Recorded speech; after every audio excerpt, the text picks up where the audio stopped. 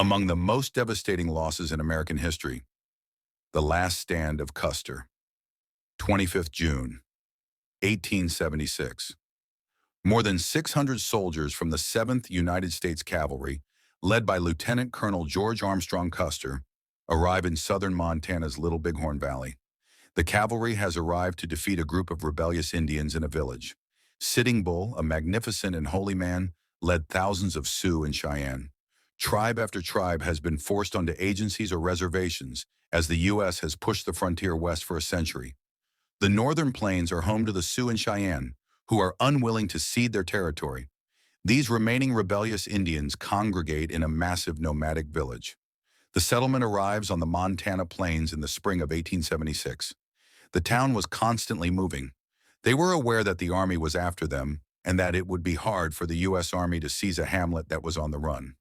Custer traverses the Wolf Mountains to the west, following Sitting Bull's road. The Indian village is situated on the banks of a narrow river on the other side. The greasy grass is what the Indians refer to it as. It is known as the Little Bighorn by the troops. Custer and his soldiers arrive on the morning of June 25th in a hazardous terrain that is divided into secret passageways and gullies. For combatants who are familiar with its contours, it is the ideal cover. For warriors who don't, it's deadly.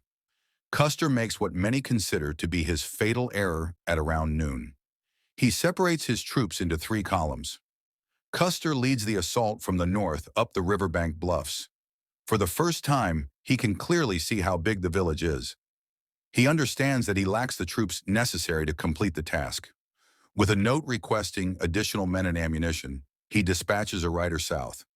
It's crucial to remember that nobody anticipated the number of Indians present. They just didn't know.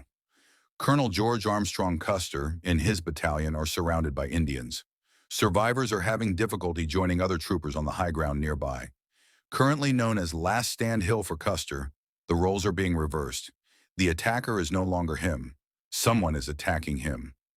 All of the soldiers murdered their horses to shelter behind this high hill, which we now refer to as Last Stand Hill. As the warriors claim to have approached this hill, they launch their arrows skyward, causing them to fall behind the lifeless horses. They claim that we showered those men with arrows. They stopped firing, so we hurried up and murdered them all. In 1876, America was devastated by the defeat of Lieutenant Colonel George Custer and more than 200 of his soldiers. The Plains Indians' biggest triumph came in the fight of the Little Bighorn. As a result, the administration dispatched additional military personnel. Crazy Horse gives up in Nebraska less than a year after the war, and Sitting Bull escapes to Canada. More research has been done on the Last Stand than on nearly any other military conflict in our history.